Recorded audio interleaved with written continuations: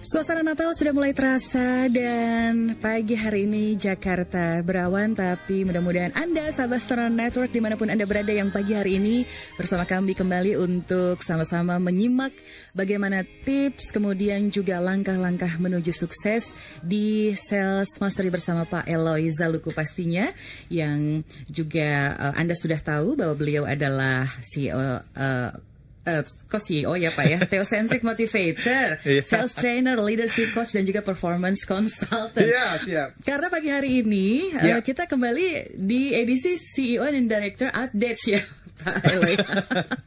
Jadi kita hanya menyapa ya. Betul. Sahabat Sonora di seluruh tanah air. Kita nggak kerasa ya Mbak Yulis, kita sudah sampai di sesi terakhir kita untuk tahun 2013. Wow. Karena minggu depan itu persisnya hari besar, hari raya Natal ya. Jadi saya tidak muncul di sini. Sudah holiday season ya Pak. Hai. Iya. Jadi kita mau menyampaikan selamat hari Natal bagi teman-teman sahabat Sonora yang merayakannya. Yeah. Dan kita akan bertemu lagi nanti di Januari 2014 tentunya. Wah, kalau begitu selamat menikmati liburan Pak Eloy. Yeah. Dan yang pasti edisi terakhir di 2013 ini spesial sekali, spesial sekali. Dan saya mau menyampaikan kepada teman-teman sahabat Sonora, ini saya lagi mempersiapkan naskah buku Rave Sales.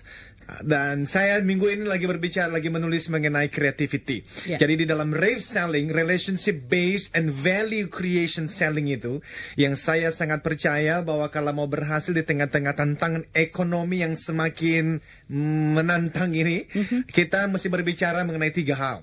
Yang pertama adalah relationship, dan di dalam Rave Sales Model itu ada click, ada connect. Tetapi relationship tidak cukup, kita harus berbicara mengenai value creation. Harus ada manfaat yang kita berikan kepada prospek, kepada pelanggan, dan di situ juga saya berbicara mengenai 2C, yaitu caring and creativity. Nah, minggu ini memang saya lagi menulis mengenai creativity, banyak sumber yang saya pelajari, saya baca, saya bicara dengan banyak orang, dan saya semakin diyakinkan untuk bisa menang di tahun 2014. Tidak ada cara lain kecuali kita menjadi seorang yang kreatif. Jadi bagaimana kreativitas di dalam dunia penjualan itu begitu penting. Dan saya juga berjanji untuk membawakan sesi-sesi itu di Sonora nanti bulan Januari. Jadi tune in terus, jangan kemana-mana. Dan hari ini kita juga mau bagikan buku ya Mbak Yulis ya. Oke, jadi silakan Anda berpartisipasi pagi hari ini sahabat Sonora Network. SMS seperti biasa ke 0812 112 9200 ya. Karena tamu kita pagi hari ini sangat-sangat luar biasa. Very special. Saya it's an honor Bu Lilis bisa hadir bersama dengan kami. Ya, dan ini tahun 2000 berapa ya? 2009 sepertinya pertemuan pertama saya dengan Ibu Lilis yang luar biasa. Sudah 4 ya. tahun yang lalu. Ya, jadi ceritanya waktu saya menikah tahun 2008, itu saya membagikan gift buku di pernikahan saya. Dan ternyata buku kecil itu dibawa oleh tamu-tamu yang datang, dan ada satu buku yang sampai di tangan staf Ibu Lilis waktu itu. If I'm not mistaken ya, itu yang saya ingat. Dan akhirnya bertemu dengan Ibu Lilis dan ada sesuatu project yang waktu itu sedang kita bicarakan, dan sampai hari ini kita tetap keep in touch. Dan sebulan yang lalu saya ngirim email untuk meminta Ibu Lilis untuk sharing bersama sahabat Sonora pagi ini. And thank you so much. Ibu sangat sibuk sekali dan we have time with you today ya. Jadi teman-teman silakan bertanya apa saja, karena hari ini kita akan berbicara mengenai kisah sukses Ibu Lilis, business strategy khususnya di dalam asset management, fund management. Kita akan berbicara mengenai leadership style, dan kita akan berbicara mengenai tips-tips dari Ibu Lilis di dalam dunia penjualan. Mungkin mau bacakan mengenai CV-nya sedikit? Pastinya, kita akan perkenalkan dulu ya Ibu Lilis Tiadi ini Presiden Direktur PT Batavia Prosperindo Asset Management Batavia, dan pengalamannya sudah 18 tahun dalam industri keuangan, mencakup perbankan, pengelolaan investasi, dan 2 posisi profesional. Ibu Lilis yang terakhir sebelum bergabung dengan Batavia adalah Director of Mutual Fund Sales di Schroders Investment Management Indonesia dan Head of Sales Global Security Services di Deutsche Bank AG Jakarta. Bergabung dengan PT Batavia Prosperindo Asset Management bulan Juli 2009, dan beliau menyelesaikan pendidikannya di Oklahoma State University dengan gelar Bachelor of Science di bidang marketing dan international business. Mempunyai izin manajer investasi dari Bapak Pam LK. Sangat luar biasa pastinya pengalaman beliau. Ya. Dan kita langsung saja sapa. Selamat pagi Ibu Lilis. Selamat pagi. Apa kabar pagi hari ini, Bu? Baik sekali. Oke, senang sekali pagi sudah harus baik semuanya. datang ke Sonora dan pastinya ke Sales Mastery pagi hari ini ya Ibu Lilis ya. Dan kita akan menggali ya Pak Eloy. Ya, dan seperti biasa tentu saja kita langsung bertanya mengenai Ibu kisah sukses bisa sampai di posisi seperti ini. Bisa share Pak untuk sahabat Sonora. Wah, kalau bicara kisah sukses itu bisa 2 hari belum selesai nih. Soalnya perjalanan karirnya udah terlalu panjang. Ya Bu, ya. Kalau misalnya kita bicara sampai hari ini, yang mengkontribusi itu banyak sekali. Ya. Ya, jadi kalau bicara tanda kutip kunci-kunci sukses, itu aspeknya banyak. Keteladanan dari berbagai mentor saya dari berbagai latar belakang yang berbeda, persistensi dan sebagainya. Tapi kalau saya urai satu persatu kayaknya mungkin kebanyakan. Kalau saya pilih 3 saja, mungkin yang amat sangat membantu saya adalah satu adalah passion. Butuh rasa cinta itu ya untuk bisa betul-betul kita memberikan input yang optimal terhadap apa yang kita kerjakan. Yang kedua mungkin disiplin. Dan yang ketiga adalah kerja keras. Kerja keras tidak mungkin kita absenkan dari suatu kesuksesan. Oke, passion artinya apa yang Ibu lakukan sekarang memang ini adalah passion. Makanya Ibu kelihatan sangat memberikan banyak kesuksesan di dalamnya Ibu ya. Passion, tapi bagaimana Ibu mendefinisikan passion ini? Mesti menemukan itu dari dirinya masing-masing ya. Apa yang menjadi satu kesukaan yang ternyata ketika betul-betul dikerjakan itu kayaknya apapun yang diberikan itu nggak pernah cukup. Jadi pengen beri lagi. Jadi inputnya itu, makanya saya bilang inputnya itu akan optimal. Nah kalau kita inputnya itu optimal di sesuatu yang kita kerjakan dan proses yang kita jalankan pun itu benar, kerja keras ada, disiplin ada, itu outputnya artinya hasilnya tidak mungkin jelek, tidak mungkin buruk ya. Jadi ya itu harus rasa cinta menyatu terhadap apa yang kita kerjakan. Sehingga pasti ada hari-hari lelahnya luar biasa, tapi lelahnya itu hanya capek badan gitu ya. Sesudah kita refreshing sebentar, udah mulai nyari lagi. Kapan nih saya mulai lagi gitu. Hati jadi senang terus ya Bu ya. Iya, betul. Itu yang saya rasakan dengan profesi seperti ini juga Mbak Yulis. Jadi para psikolog menyebutnya flow. Flow itu adalah mengalir. Ketika kita melakukan sesuatu, kita mengalir. Kita bisa lupa tidur, kita bisa lupa makan. We enjoy it so much. Hanya memang Ibu Lilis ya, banyak teman-teman yang tidak terlalu, jadi belum menemukan passion ini. Dan rasanya akhirnya sampai berumur, sampai tua melakukan sesuatu pekerjaan yang sebetulnya hanya sekedar mendapatkan gaji bulanan. Karena mungkin mendapatkan passion itu mesti dikondisikan juga ya Bu ya, kan nggak datang tiba-tiba, kan mesti mencari juga ya. Apa sih sebetulnya kesukaan saya, atau gimana pengalaman Ibu Lilis? Kalau saya sendiri mungkin karena kalau saya melihat sesuatu yang baru dan saya kurang mengerti soal sesuatu, saya itu ingin tahu. Jadi saya banyak bertanya. Curiosity-nya besar sekali ya. Makanya di kehidupan saya itu mentor saya itu luar biasa banyak. Jadi dan dari berbagai bidang. Jadi kalau saya melihat sesuatu saya bilang, kayaknya itu cukup menarik nih. Tapi saya nggak ngerti apa-apa soal itu. Saya akan cari orang-orang, sumber-sumber yang memang mempunyai informasi itu semua, dan saya gali, dan ketika saya bilang, kayaknya ini ada sesuatu kecocokan, dan biasanya saya akan bergerak lebih jauh dari itu. Jadi tidak ada rasa enggan untuk mempelajari sesuatu yang baru. Jadi melalui proses itu, jadi saya akhirnya menemukan sebetulnya apa sih yang betul-betul mengena ke jiwa saya sendiri.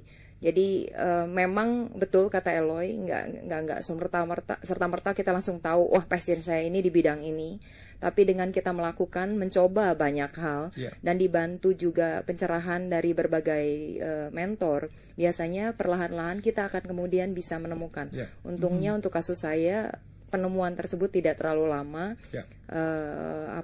Di 1-2 tahun pertama karir saya sudah tahu memang itu yang saya akan mau tekuni untuk lebih jauh. Thank you Ibu. Lalu Bu, dengan sekarang sebagai President Director dari perusahaan yang mengelola triliunan rupiah, barusan 2 atau 3 hari yang lalu muncul di koran, saya baca ceritanya. Bagaimana Ibu menjaga hubungan dengan keluarga ya Bu? Ya kan pasti sibuk sekali ya dengan anak. Umur berapa sekarang Bu? Umur 3 tahun. 3. Gimana Ibu bagi waktu dengan anak dan keluarga? Itu sih kalau bicara bagi waktu dengan keluarga itu tantangan yang tiada akhir. Ongoing challenge. Tapi ternyata dengan pengelolaan waktu yang baik dan kerjasama yang oke dengan partner kita, itu ternyata manageable. Buat saya nomor 1 selalu keluarga. Karena buat saya dengan kenyamanan hati yang saya dapatkan dengan tahu bahwa keluarga itu sedang terawat dengan baik, sedang semuanya tidak ada masalah, saya mendapatkan rasa tenang sehingga saya bisa lebih efektif di pekerjaan. Tentu ada hari-hari yang sangat challenging, di mana kesannya aduh kerjaan lagi begini, keluarga lagi mesti diurusin dan sebagainya. Tapi kalau betul-betul kita dengan tenang dan membuat skala prioritas, kita akan selalu ketemu kok pada saat itu, pada hari tertentu, apa yang harus menjadi prioritas kita. Apakah pekerjaan sehingga kesannya keluarga ditinggalkan, padahal sebetulnya tidak juga. Tapi ada hari-hari tertentu yang memang we have to say no untuk pekerjaan dan fokus kita hanya untuk keluarga. Jadi dan itu ongoing proses ya. Itu ongoing proses. Jadi ada secara utama kita mau utamakan keluarga, tapi secara harian, secara mingguan, yaitu skala prioritas dan perencanaan itu is an ongoing proses. Jadi kita memang harus melihat, dan yang utama sebetulnya bukan berapa jumlah waktu ataupun jumlah hari yang kita habiskan di pekerjaan versus di keluarga, tapi kualitasnya. Jadi saya merasa tenang mendengar ini Mbak Yulis, karena ya itu ada saat-saatnya di mana kita memang mesti say no ke pekerjaan. Termasuk saya mengatakan hal itu pagi ini. Anak saya hari ini masuk dua-duanya sakit. Dan harusnya nanti jam 9 ini saya meeting dengan Telesindo dengan Ibu Desi, dan saya pikir karena hari Jumat saya sudah mesti pergi, saya pikir saya mesti bersama dengan 2 anak saya yang lagi sakit ini. Jadi untungnya tadi sekalian mengerti, jadi kami akan reschedule. Jadi Ibu mengatakan ya ada saatnya we have to say no, then I just say no untuk pagi ini. Sometimes ya, karena ya itulah. Tapi ongoing challenge ya Bu ya memang ya. Baik. Nah, ini sahabat Sonora Network dimanapun Anda berada yang sedang bersama kami di Sonora FM 92 Jakarta dan Sonora Network. Silakan Anda bisa sampaikan pertanyaan untuk Ibu Lilis, atau Anda juga mau share pengalaman, silakan di 0812 112 9200. Dan nanti ada buku. Buku Pak Eloy? Ya, seperti biasa kita akan bagikan berapa? 1 atau 2? 2 boleh Pak? Iya, kita berikan 2 ya. Oke, kan mau liburan. Sebenarnya Bu Lilis juga ada buku loh. Iya, kita lupa minta. Oke. Baiklah, kalau begitu kita akan kembali setelah jeda berikut, dan sudah ada beberapa pertanyaan, nanti kita tanyakan langsung ke Ibu Lilis ya.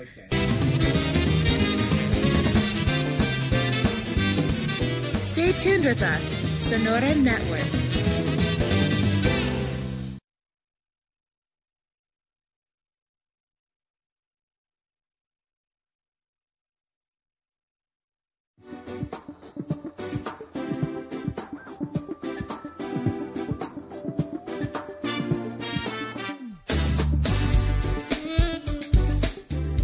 Baik sahabat Sonora Network, dimanapun Anda berada, kembali di perbincangan Sales Mastery pagi hari ini. Dan luar biasa karena pagi hari ini kembali Anda ikuti CEO and Director Updates. Pastinya pagi hari ini bersama tamu yang luar biasa, Pak Eloy ya. Ada betul. Ibu Lilis Setiadi, Presiden Direktur PT Batavia Prosperindo Asset Management.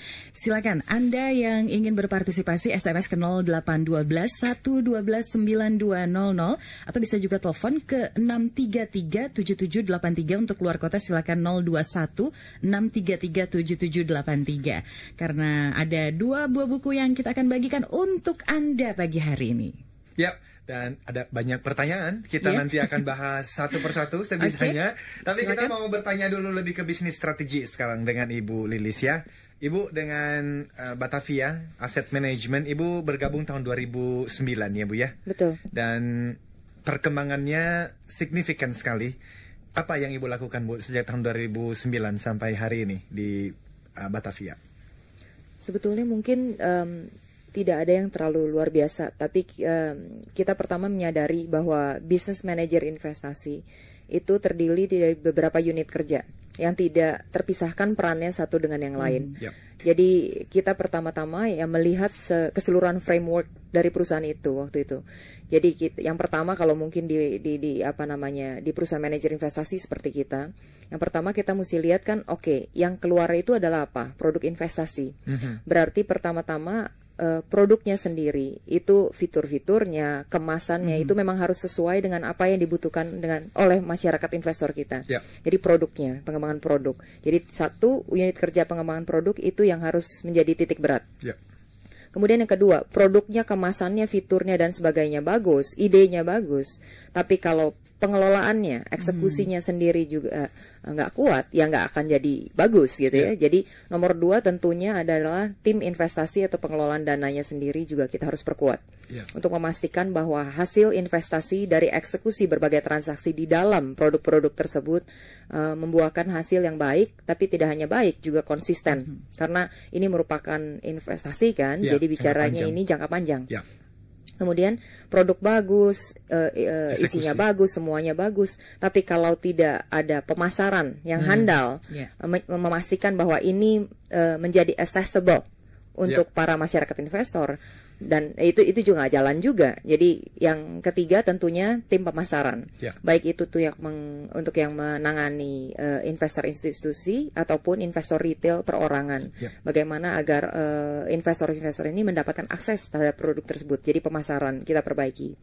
Kemudian tentunya untuk melakukan itu semua dibutuhkan tim back office. Jadi operations itu harus mampu mengimbangi semua planning proses yang kita sedang lakukan di 3 lini utama tadi.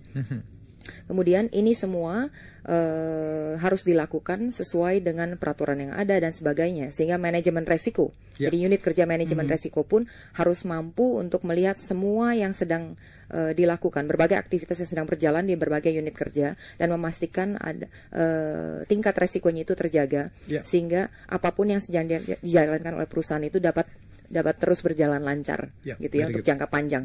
Jadi mungkin itu, dan itu tidak terlepas dari tentunya pemilihan human capital yang tepat di masing-masing unit kerja, yang memang ahlinya di situ, pengalamannya sudah banyak di situ, passionnya di situ, baru saya mau bilang passion nomor 1 di situ. Jadi seperti itu. Ibu, salah satu produk Ibu yang mungkin bisa disebutkan nggak sih, Bu? Produk Ibu yang mungkin ada teman-teman yang di luar sana tahu produknya tapi mungkin nggak terlalu tahu Batavianya. Iya.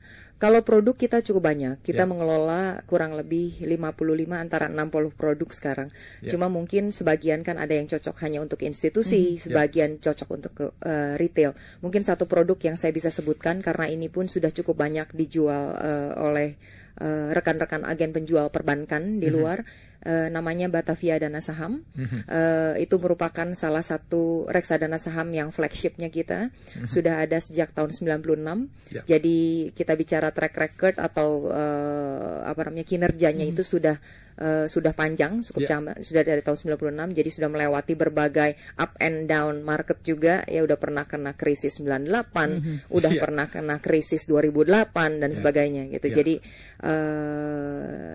itu mungkin salah satu produk yang bisa dilihat dan bisa cocok untuk investor perorangan yang memang sudah punya toleransi resiko yang cukup untuk di bidang saham.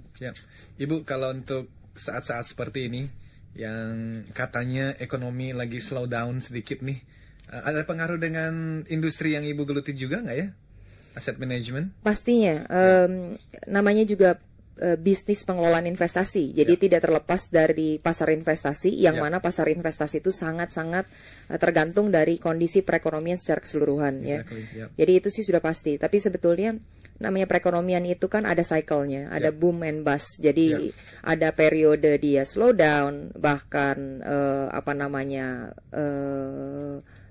apa namanya betul-betul flat, kemudian recovery dan ada cycle-nya lagi nanti ekspansi. Jadi itu sih merupakan suatu siklus. Jadi kita mengikuti aja dinamika itu karena dengan siklus perekonomian seperti apapun pasti ada alat atau instrumen investasi yang cocok untuk kita investasikan sehingga hasilnya masih tetap oke.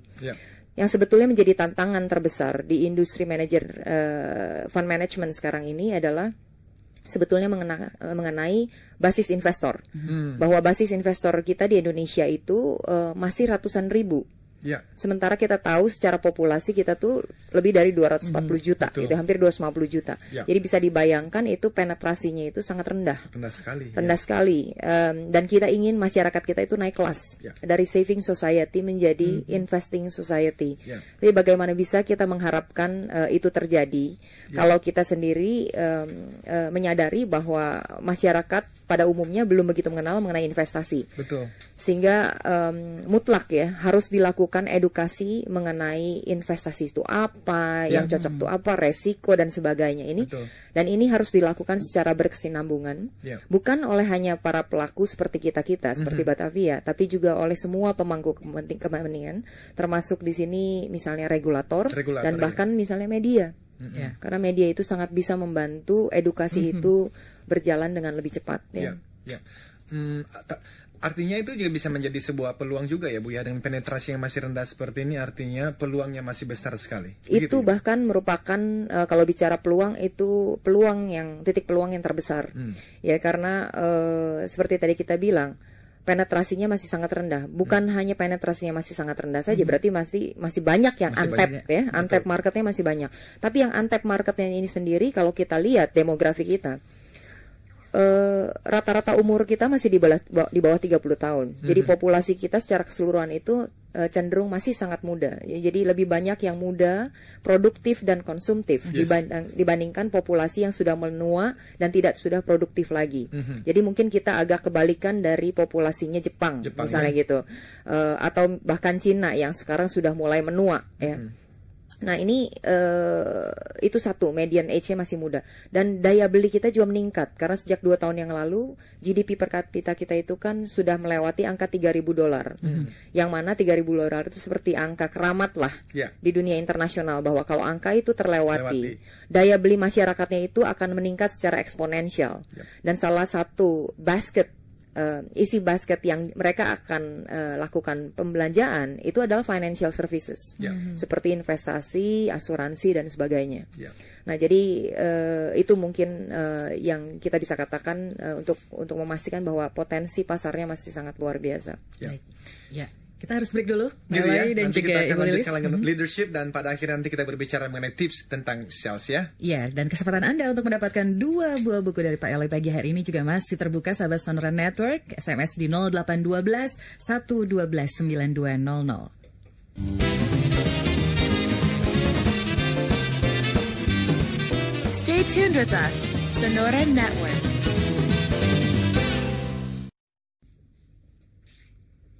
Sahabat Sonora Network, kembali Anda ikuti Sales Mastery bersama Pak Eloy Zaluku, Theocentric Motivator, Sales Trainer, Leadership Coach, and Performance Consultant dalam edisi CEO and Director Updates dan juga bintang tamu Ibu Lilis Tiadi, Presiden Direktur PT Batavia Prosperindo Asset Management atau Batavia ya, dan pastinya akan banyak sekali tips-tips tadi mengenai bagaimana Ibu Lilis mengatur waktu saja untuk keluarga dan pekerjaan. Kita sudah punya ininya ya.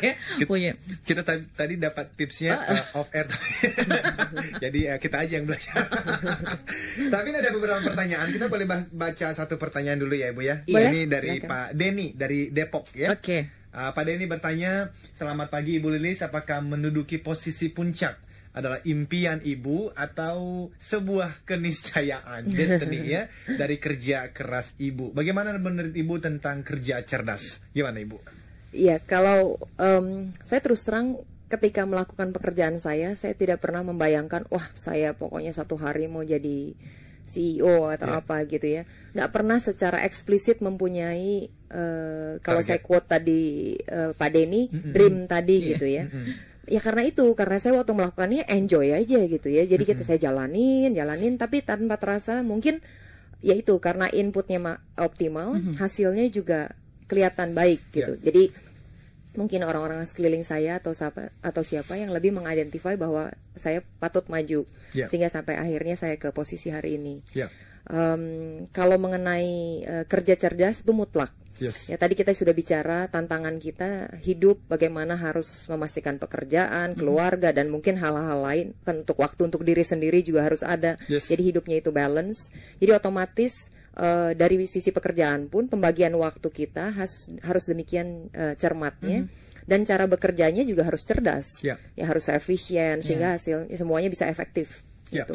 Saya sedikit tambahan Pak Denny, di dalam buku Success Triangle yang saya tulis itu Pak, dalam training kami, saya selalu mengatakan bahwa tidak seorang pun yang pernah mendapatkan gaji atau mendapatkan kenaikan posisi karena waktu, tetapi karena yang namanya value. Value itu adalah kontribusi yang kita berikan kepada divisi, kepada perusahaan, kepada industri, kepada dunia. Dan berhubungan dengan yang Ibu Lili sampaikan ini, saya sangat percaya bahwa value itu, nilai kontribusi itu akan meningkat ketika seseorang melakukan suatu pekerjaan based on passionnya dia. Itulah sebab saya mendefinisikan sukses dalam buku itu juga bahwa sukses tidak berbicara mengenai rumah mewah, mobil mewah, dan jalan-jalan ke luar negeri setiap tahun, tetapi berbicara mengenai kesetiaan atau faithfulness, menjalankan potensi bakat yang Tuhan percayakan. Karena definisi saya mengenai passion adalah itu. Passion itu muncul ketika Anda melakukan apa yang memang Anda miliki, dan itu bakat itu, talenta itu diberikan oleh sang pemberi talenta. Jadi bagi sahabat Sonora, menurut saya di tahun 2014 Anda harus betul-betul mencari tahu sebetulnya apa passion Anda, apa bakat dan apa talenta Anda, lalu tekunilah di sana. Dan seperti tadi Ibu Lilis katakan, akhirnya orang sekeliling melihat bahwa kita deserve untuk naik tingkat. Dan saya pikir seperti itu Pak Denny. Pertanyaan yang bagus sekali, mudah-mudahan bisa beruntung dapat bukunya hari ini. Sekarang kita masuk ke leadership ya Ibu Lilis ya. Ibu, kalau kita melihat kata banyak orang nih, jadi satu bangsa itu bisa berhasil karena ada pemimpin yang hebat. Satu perusahaan itu berhasil karena ada pemimpin yang hebat. Dan kita melihat di Jakarta ini kita bisa mencontoh juga Pak Jokowi dan Pak Ahok begitu ya, yang sekarang ini didengungkan dan dikatakan sebagai pemimpin-pemimpin yang boleh menjadi role model untuk Indonesia. Dan di berbagai buku saya membaca authentic leadership itu menjadi sesuatu yang sekarang lagi booming sekali. Artinya adalah apa yang dikatakan itu dijalankan di lapangan. Jadi ada credibility di sana. Ada bisa dipercaya apa yang kita bicarakan sesuai dengan apa yang kita lakukan. Bu, bagaimana menurut Ibu tentang kepemimpinan ini, khususnya women in leadership juga, nanti Ibu boleh membahasnya. Women in leadership ya. Saya khusus mau mengomentari untuk yang women in leadership. Terlepas dari efektif atau tidak, kita lihat women in leadership di Indonesia, itu jumlahnya sangat sedikit dibandingkan counterpart pria. Walaupun belakangan angkanya sudah mulai meningkat. Dan ini kalau kita lihat, kita tarik historisnya, penyebabnya mungkin ada beberapa hal. Yang pertama dari sisi edukasi dulu. Dari edukasi wanita itu sendiri cenderung waktu itu tidak setinggi counterpart pria. Yang mungkin baru berubahnya itu 3 dekade terakhir ya. Itu satu. Kemudian yang kedua, secara culture, secara budaya juga ada pemikiran bahwa wanita itu sebaiknya tidak terlalu berambisi. Gitu, kurang pantas lah kalau wanita itu banyak ambisinya. Lebih baik dia berdiri di belakang layar dan sebagainya. Tapi juga tidak terlepas dari wanitanya itu sendiri. Cukup banyak wanita yang mempunyai rasa inferior. Bahwa mereka itu tidak sepandai, tidak selogical, tidak setangguh counterpart pria. Dan saya bukan penganut statement bahwa pria wanita sama saja nggak ada bedanya gitu ya, karena kenyataannya kita berbeda. Kenyataannya kita berbeda. Tetapi bukan berarti kita sebagai wanita berbeda dari pria itu jadi tidak boleh punya ambisi. Jadi tidak bisa sepandai atau setangguh pria. Jadi kita harus menyadari bahwa pria dan wanita berbeda, tetapi pria dan wanita mempunyai kelebihan tersendiri di aspek-aspek tertentu. Tetapi pria maupun wanita dua-duanya juga punya keterbatasan di bidang-bidang tertentu, bukan di bidang tapi di aspek-aspek tertentu, dan itu kita harus sadari. Jadi tidak ada salahnya untuk wanita itu punya ambisi. tapi asal jangan membuat kehidupannya menjadi tidak seimbang. Tapi saya rasa itu pun berlaku untuk pria. Jadi ujung-ujungnya baik pria ataupun wanita, kalau kita bicara mau menjadi seorang leader ataupun apa, kita perlu sadar kekuatan dan kelemahan diri kita masing-masing. Kemudian memposisikan diri kita secara lebih strategis ya, lebih rasional dan realistis dalam suatu entah itu karir, bisnis ataupun kegiatan tertentu. Jangan pernah ragu untuk menonjolkan diri di area yang memang kita tahu kita kuat. Gitu. Tetapi juga jangan ragu dan pandai-pandailah berkolaborasi dengan pihak lain, terlepas itu pria ataupun wanita, yang dapat mengisi area kekurangan kita. Sehingga hasil kolaborasi antara kita dengan orang lain tersebut membentuk 1+1 itu jadi 3 atau 4, bukan 2, gitu ya. Betul. Dan berkolaborasi dengan orang lain itu bukan berarti kita sebagai wanita itu menjadi tidak mampu sehingga harus merasa inferior. Tapi pada dasarnya tidak ada orang yang mampu melakukan semua hal kan. Jadi kolaborasi itu menurut saya merupakan suatu keniscayaan, ya, bukan sesuatu yang perlu membuat kita minder atau inferior. Luar biasa sekali ya, ini insightful banget. Jadi kuncinya adalah mengenal diri sendiri ya Bu ya. Know your strength ya, dan jangan ragu-ragu untuk muncul dengan kekuatan itu. Dan di bidang-bidang yang kita memang kurang ya, kita mesti berkolaborasi dengan orang-orang yang punya talent dan punya passion dan punya kemampuan di sana ya. Very good Bu. Jadi bagaimana ini? Kalau kita melihat ya Indonesia ke depan kan, dan perusahaan-perusahaan yang ada ini harus terus maju dan mesti muncul director, new CEO yang memang efektif dan kredibel. Dan tentu itu dimulai dari supervisors, dari managers. Tapi kalau kita mulai dari rumah dulu ya Bu ya. Ini menurut Ibu bagaimana ya kalau kita mau menumbuhkan, misalnya Ibu punya putra ya sekarang umur 3 tahun. Kalau pada hari nanti dia akan menjadi seorang CEO of the year.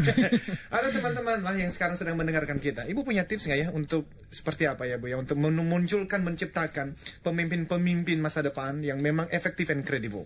Iya, memang apa namanya, orang tua itu merupakan keteladanan pertama untuk seorang anak ya. Jadi harus dimulai dari rumah ya Bu ya.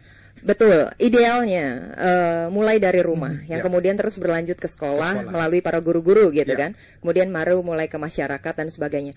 Tapi kan kadang ada juga anak-anak yang mungkin kurang beruntung, yang tidak bisa mendapatkan keteladanan tersebut di rumah atau bahkan di sekolah-sekolah pada titik awal. Dan itu bukan merupakan, menurut saya merupakan hambatan untuk orang-orang tersebut untuk terus maju, bahkan menjadi future leaders. Karena kita bicara pembelajaran atau keteladanan itu bisa didapatkan dengan berbagai cara, ya, dan dari berbagai sumber. Jadi berbagai cara itu bisa melalui observasi sesuatu yang dilakukan oleh orang-orang lain, terus lewat pelatihan, ya, lewat training, kemudian yaitu tanya sana sini sehingga mendapatkan mentoring, dan itu bisa dilakukan oleh banyak orang melalui kakak kelas bisa, teman kerja bisa, atasan bisa, public figure pun bisa. Jadi betul, memang akan sangat beruntung untuk orang-orang yang mendapatkan keteladanan pertamanya melalui rumah ataupun sekolah yang proper. Tapi menurut saya apabila tidak pun itu bukan merupakan suatu hambatan. Ya, karena toh setiap hari Rabu kita muncul di sini juga ya, untuk memberikan gizi. Bisa memberikan insight juga ya Bu ya. Jadi kalau untuk supervisors and managers Ibu, kira-kira apa advice Ibu Lilis untuk teman-teman ini ya, supaya ya itu tadi bisa menjadi effective and credible directors or CEO di masa yang akan datang? Karena saya 18 tahun selama ini di bidang keuangan. Kalau dari pengalaman pribadi saya, yang paling mutlak dulu, kita tidak bicara skill, tapi yang paling mutlak itu adalah modal kita adalah integritas. Integritas ya Bu. Karena integritas itu merupakan investasi kita yang paling berharga untuk masa depan kita, ya. Dan itu secara konsisten tuh ya, namanya integritas itu kan bukan saya memutuskan untuk berintegritas hari ini, tapi besok atau minggu depan urusannya lain lagi. Ketika banyak godaan ya bicaranya lain lagi gitu ya. Jadi apalagi di keuangan integritas itu mutlak. Tapi kalau kita bicara skills, banyak orang berpikir wah kalau mau jadi direktur atau CEO itu harus pintar, harus kuat technical skillsnya. Tapi ternyata yang justru kita perlu tahu adalah skills yang menurut saya ini yang yang paling kritikal adalah interpersonal dan communication skills. Karena di industri apapun makin tinggi posisi kita, secara tanggung jawab ternyata seorang direktur apalagi CEO, ternyata yang makin besar porsi tanggung jawabnya itu adalah pengelolaan karakter atau pengelolaan orang. Makanya selalu orang bilang managing people itu adalah skill yang tertinggi, yang paling sulit untuk bisa dikuasai, karena bisa dibayangkan pengelolaan karakter itu luar biasa challenge-nya gitu ya. Jadi menurut saya modal mutlaknya itu integritas, sementara kalau skill yang kalau teman-teman pendengar ingin pertajam agar lebih mampu untuk menjadi efektif dan credible directors atau CEO, mungkin bisa dipertimbangkan interpersonal dan communication skills. Betul. Very good. Thank you. Kita masih ada waktu atau gimana nih? Kita harus break kembali. Ya, dan setelah ini kita akan masuk langsung kepada sales mastery-nya ya. Betul. Kita berbicara mengenai tips-tips realnya ya. Dan nantikan siapa yang beruntung di antara Anda, sahabat Sonora Network yang sudah mengirimkan SMS 2 buah buku dari Pak Eloy, dan tetap bersama kami sesaat lagi.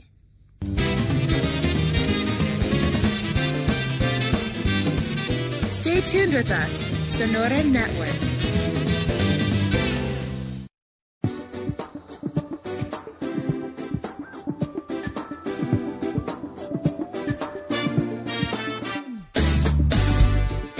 Sahabat Sonora Network, masih ada waktu pagi hari ini sampai pukul 8 di Sales Mastery edisi CEO and Director Updates. Masih bersama Pak Eloy Zaluku dan juga Ibu Lilis Tiadi, Presiden Direktur PT Batavia Prosperindo Asset Management. Pastinya banyak juga nih pertanyaan-pertanyaan dari SMS, tapi tidak bisa kita jawab satu-satu ya Pak Eloy. Boleh, nanti kita kasih satu lagi deh, kita jawab ya nanti ya. Oke. Baik, kita akan lanjutkan kembali perbincangannya sahabat Sonora. Silakan Pak Eloy. Sekarang kita sudah masuk di segmen yang terakhir ya, dan kita berbicara khusus mengenai Rave Sales Mastery. Tadi awal kita berbicara mengenai key success factor dari Ibu Lilis dalam bekerja, dan Ibu sudah berbagi mengenai passion, disiplin, dan kerja keras. Kita berbicara mengenai business strategy, dan tadi ada 5 ya, khususnya di dalam fund management. Kan kita berbicara mengenai leadership, yang intinya adalah bagi teman-teman yang memang sebaiknya itu mendapatkan teladan dari rumah dan di sekolah, tapi bagi yang tidak mendapatkannya ya masih banyak sumber-sumber yang lain ya, tidak bisa menjadi satu excuses untuk mengatakan saya nggak bisa karena saya datang dari rumah yang tidak mendapatkan keteladanan. Dan tadi ada yang bagus sekali untuk teman-teman managers, khususnya di dalam financial industry ya, untuk bisa menjadi directors, CEO yang hebat ke depan. Maka Ibu Lilis tadi highlight ada 2 hal. Yang pertama itu berbicara mengenai integrity ya Bu ya. Karena investasi ya justru berbicara mengenai, tapi dalam industri manapun lah ya, integrity ya. Tapi yang kedua justru adalah interpersonal skills ya. Dan communication skills yang harus diasah ya. Dan sekarang kita berbicara mengenai sales mastery karena jutaan orang yang mendengarkan kita hari ini banyak adalah orang-orang sales. Dan Ibu Lilis, seperti saya sudah share di email dan kita sudah sempat ngobrol mengenai Rave Sales Mastery yang saya buat itu ya. Karena dari tahun 2010 saya percaya sekali di tengah persaingan yang seperti ini, kita nggak bisa lagi menggunakan apakah itu hard selling atau consultative selling seperti yang sudah dilakukan di tahun-tahun yang lalu. Jadi saya muncul dengan relationship based and value creation itu, dan intinya adalah filosofinya bahwa selling is about giving and serving. Bahwa ketika bangun pagi seorang sales yang berhasil, dia bukan bertanya saya akan menjual kepada siapa hari ini, tapi dia bertanya saya bisa menolong siapa hari ini, siapa yang bisa saya serve, siapa yang bisa saya bantu hari ini. Nah, dari 10 karakteristik Rave Sales Person yang sudah saya bagikan itu, kira-kira bagaimana pendapat Ibu Bu dengan pendekatan seperti ini? Menurut saya sangat baik ya. Karena cukup banyak orang yang hanya memperhatikan resultnya saja. Jadi orientasinya pada hasil, tapi kurang care terhadap prosesnya. Sebetulnya yang rave selling yang dibuat oleh Eloy itu membutuhkan itu semua untuk membuat suatu proses penjualan atau sales itu menyenangkan dan menghasilkan dengan baik. Dan menurut saya kalau proses dan hasil yang baik tersebut tentunya akan membuat sales itu menjadi bisa terulang ya, jadi repeat sales, dan juga bisa terjadi referral karena siapapun yang sudah berhasil bertransaksi misalnya merasakan prosesnya itu menyenangkan dan sangat membantu dia. Jadi itu akan men-trigger seseorang yang sudah mengalami itu untuk merefer ke orang lain. Jadi repeat sales, kemudian referral, dan secara keseluruhan aktivitas sales tersebut bisa menjadi lebih sustainable. Karena secara ongoing basis itu selalu selalu ada kelanjutan. Exactly, dan teman-teman sahabat Sonora, ini yang sudah kita bahas juga beberapa waktu yang lalu ketika kita membahas topik stop asking for referrals. Ini menarik sekali karena hanya 2% dari referensi yang didapatkan oleh salesperson didapatkan karena diminta. 98% referensi itu didapatkan oleh karena orang yang Anda layani itu happy. Dan ketika beliau itu makan bersama rekan kerjanya, rekan bisnisnya, lalu rekan bisnisnya membutuhkan service produk yang Anda punya, maka Anda secara otomatis itu direferensikan. 90% itu tinggi sekali. 98% referensi diberikan bukan karena diminta, tetapi karena memang Anda dianggap credible, Anda dianggap memberikan value. Jadi itu yang sedang kita bicarakan dalam yang namanya Ref Sales Model. Ibu mungkin juga ada pengalaman sendiri ketika dilayani oleh seorang salesperson, relationship officer, atau customer service. Mungkin waktu Ibu jalan-jalan kemana saja, ada pengalaman yang mungkin bisa Ibu bagikan untuk sahabat Sonora? Mungkin yang lebih sering dan belakangan ini sangat cukup mengganggu itu mungkin yang nggak langsung tapi lewat telepon ya. Yes. Penawaran seperti KTA, saya rasa cukup banyak pendengar juga yang pernah merasakan. Betul. Ditawarkan KTA atau kartu kredit lewat telepon. Dan saya rasakan prosesnya sangat tidak nyaman karena gimana ya, itu seakan-akan dia sudah punya semua, kita punya database dan dia tahu betul lah mengenai kita sampai dibilang ibu cocok segala macam gitu ya. Padahal tidak ada relationship, approach-nya juga sangat tidak personal. Informasinya lebih one way. Mungkin kalau teman-teman juga pernah merasakan langsung selamat pagi saya ini, langsung dia nyerocos gitu kan. Kita tidak diberi kesempatan untuk bicara. Jadi semuanya sifatnya one way. Dan pembicara itu, si salesperson-nya itu sendiri berkesan pushy. Betul. Ya, sangat product push. Jadi sangat tidak nyaman lah prosesnya. Harusnya Ibu merasa kalau menjadi tips untuk teman-teman sales harusnya bagaimana? Yang Ibu harapkan sebetulnya seperti apa? Iya, sales itu kan harus didasari relationship. Jadi harus juga terjadi proses penggalian kebutuhan atau needs finding ya. Needs finding. Kemudian sebagai seorang salesperson, ketika melakukan prosesnya juga dia harus membantu menganalisa berbagai pilihan. Untuk si kliennya dan mencari yang terbaik untuk kliennya. Betul. Dan itu hanya bisa diketahui apabila dia sudah memprofile kliennya dengan baik dan needs findingnya itu sudah dilakukan. Jadi dia tahu betul sebetulnya apa sih yang kliennya butuhkan dan dia membeberkan semua pilihan yang ada dan mengcompare and contrast sehingga akhirnya mendapatkan sesuatu yang terbaik untuk kliennya. Jadi approach-nya itu berdasarkan empati ya. Jadi banyak orang yang bilang oh saya tahu apa yang dia ini, tapi posisinya tetap berseberangan. Jadi harus menggunakan empati yang dalam hal ini artinya menempatkan posisi kita dari sisi kacamata klien kita. Exactly. Jadi sahabat Sonora, itu yang kita dengungkan terus setiap pagi Rabu di Sonora ini ya. Dan kita berharap di tahun ini semua tercapai salesnya. Amin. Bahkan lebih ya. Jadi bisa dapat insentif, bisa melakukan apalah yang diinginkan ya. Dan tahun 2014 nanti kita akan bertemu lagi dan kita menyampaikan selamat Hari Natal bagi yang akan merayakannya. Dan tahun 2014 kita akan fokus pada creativity. Ya, jadi harus kreatif karena tantangan ekonomi yang semakin menggila ini, teman-teman salesperson nggak bisa lagi menggunakan cara-cara yang lama, ya. Dan itu yang kita bicarakan mengenai relationship based and value creation selling, itu menjadi kita teruskan di tahun 2014. Ibu Lilis, kalau kita menutup pertemuan kita hari ini, sebagai closing statement dari Ibu untuk sahabat Sonora, kira-kira apa Ibu? Tantangan kedepannya akan makin banyak, tapi teman-teman harus punya keyakinan bahwa apapun itu pasti mampu dilalui dengan baik. Modal utama jangan dilupakan tadi, selalu memiliki integritas. Itu yang satu. Yang kedua, temukan passion Anda sehingga apapun yang Anda lakukan di bidang apapun itu akan membuahkan hasil yang baik. Dan yang ketiga, untuk para middle management ataupun teman-teman yang baru memulai di sales, apabila punya impian suatu hari nanti akan dipucuk pimpinan, coba deh mulai hari ini rajin-rajin mengasah yang tadi kita katakan interpersonal dan communication skills. Mungkin three takeaways itu saja dari saya, untuk mudah-mudahan bisa membantu semua di teman-teman yang di bidang sales untuk terus maju. Thank you very much. Thank you Ibu. Luar biasa sekali pagi hari ini ilmu dari Ibu Lilis Setiadi, Presiden Direktur Direktur PT Batavia Prosperindo Asset Management Batavia. Wah, kalau begitu Pak Elay, selamat berlibur. Kita akan berpisah sementara. Ya, kita akan berpisah sementara dan kita akan bawa pencerahan lebih dahsyat lagi di tahun 2014 ya. 2014 makin eksis, ya kan? Harus dong, harus ya. Oke. Mudah-mudahan pagi hari ini juga sahabat-sahabat Sonora Network mendapat pencerahan yang luar biasa dari pengalaman Ibu Lilis dan 2 orang yang beruntung mendapatkan buku. Yes, apakah dia? Ibu Pak Denny tadi dapat satu ya? Pak Denny di Depok, kemudian ada Pak Desianto CP. Pertanyaan Pak Desi tadi apa sih? Kita nggak sempat bahas. Pak Desianto ya, karena waktunya sudah tidak. Ya. Jadi sekilas ya Bu ya, converting from saving to investing society. Nah ini bagaimana mengedukasi masyarakat? Tadi Ibu Lilis sudah kasih jawabannya sih sebetulnya ya. Pertanyaan tidak disebutkan tapi Ibu Lilis sudah langsung menjawab. Karena menarik nih ya Bu ya, masyarakat harus diubah. Diedukasi lah, edukasi pasar ya. Betul. Ya, dari saving ke investing society ya Bu. Baik, kalau begitu saya Yulis. Saya Elay katakan Yes, I can. Salam sukses Triangle.